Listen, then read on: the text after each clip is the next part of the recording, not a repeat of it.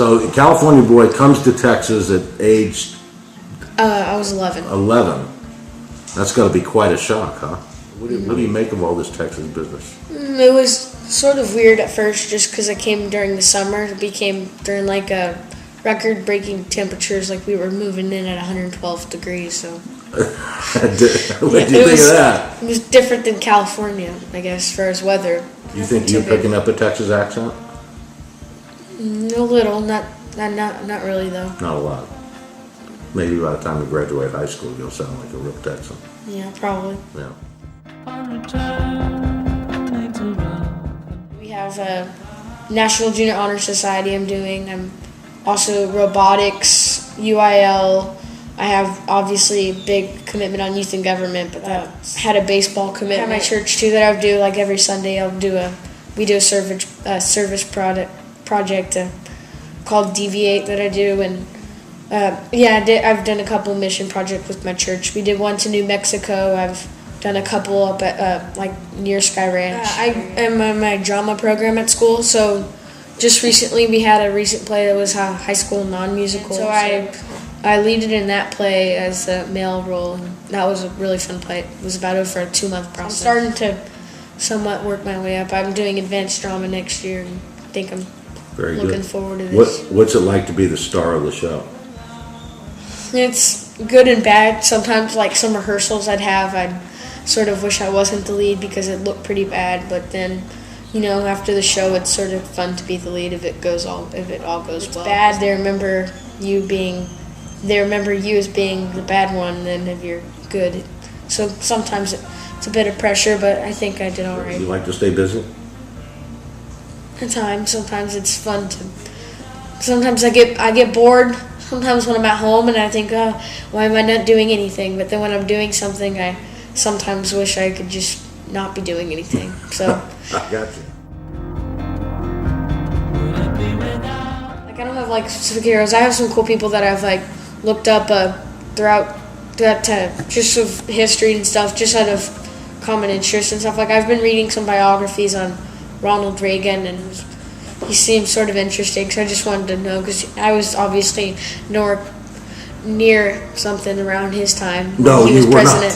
I was not there, but he seemed like someone. I've read a bit about him and how during his presidency, which seemed like he seemed like a cool person. And obviously I have like some of my favorite like sports role models. Sometimes like as a kid, I've always been a fan of Derek Jeter. All right, well, let's talk about politics. Because I met you and you said, "Hi, I'm the governor." It was a Youth and Government, which is sponsored by the YMCA. So it's sort of a mock legislative program. And I got I found out about it when I was at my orientation camp in 6th grade, and I thought I did somewhat well when I was in 6th grade, because I did pretty decent at district, and we didn't really have anyone else running in 7th grade from our delegation. At first you sort of just write a bill and you just think of a basic idea of just sort of something that you'd like to change or something. Go from public transportation to national affairs. It can go pretty much anywhere with that. And so I decided to do one in school that was sort of like basing off of like pay and SAT scores. It was sort of like giving teachers more money. It was giving them it was paying them more money if their students did higher on the SAT scores. Interesting.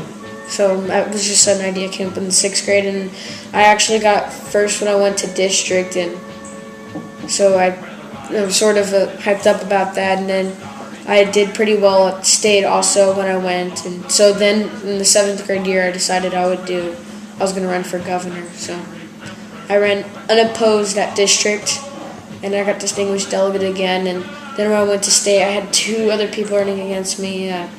One was from Fort Worth and the other was from Austin, so sort of had to just sort of make my way around and meet people, hopefully, to get their votes when you went and introduced yourself to 249 other kids, because I have a feeling you met just about every one of them.